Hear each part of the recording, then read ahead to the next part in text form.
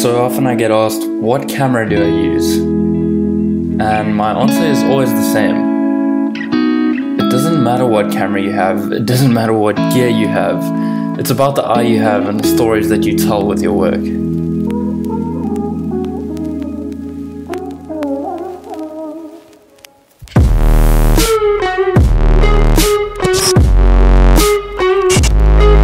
Hey guys, how's it going? Welcome back to another video. Welcome back to Cape Town, South Africa. So recently I've been getting a lot of questions on my Instagram asking me what camera I use to take all of my photos, and I give the same answer all the time, in that it doesn't really matter what camera you use, but rather the composition you get, the lighting that you get.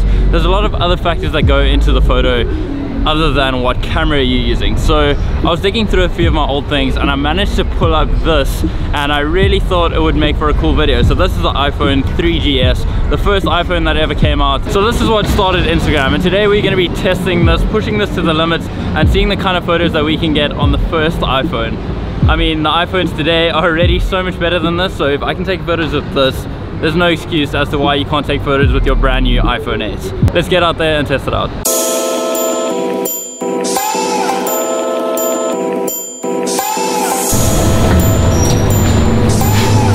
So the first place we are heading to today is a rooftop that we know in Cape Town, and it's a backpack. It's called Home Base. So the views from there are pretty cool. Hopefully we can get some nice shots up there.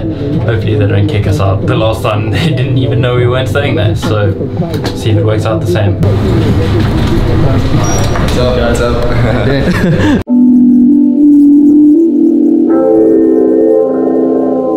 So we're heading on up to the rooftop, trying to find a different perspective of the city. I think it's always good to find a new perspective on things, a place where people haven't seen how the city looks before.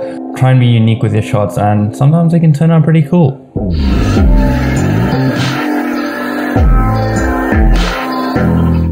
We then decided to head to another rooftop to get some alternative views as well. They also had some really cool Airstream trailers which made for some interesting shots too. What I like to look out for over here was great depth of field and use of shadows and light.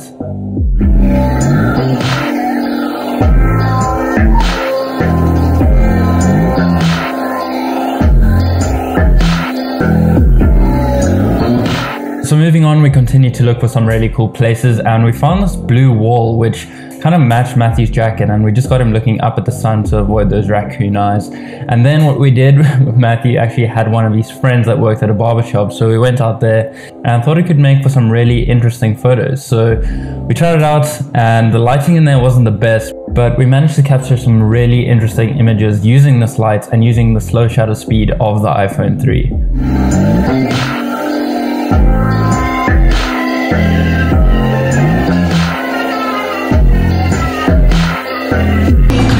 The best friend. Shout out to Jared for the best haircut. And yeah, this is Even though Matthew didn't even get a haircut, still it looked like you got a haircut.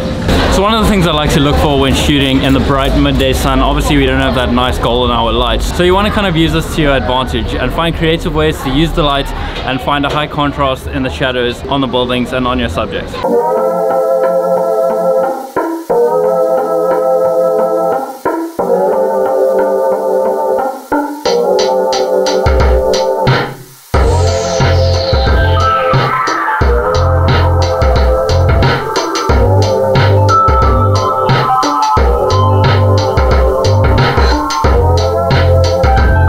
We then decided to walk around and try and find some new cool spots, and we found this really cool neon sign that said Marvel above it, and the colors of Matthew's jacket along with the neon sign just matched so perfectly, and I think those are some of my favorite images. Unfortunately then it was time to head back to the car and just snapped up some random images along the way as well, trying to look cool next to some fancy cars.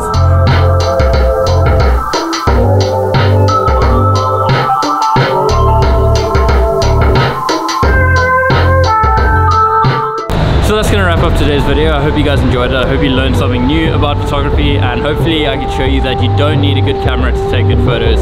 If you did like this video, please leave a like. If you enjoyed it and you'd like to see more of this as well, maybe this challenge in a nature environment or some kind of other environment, please let me know in the comments as well.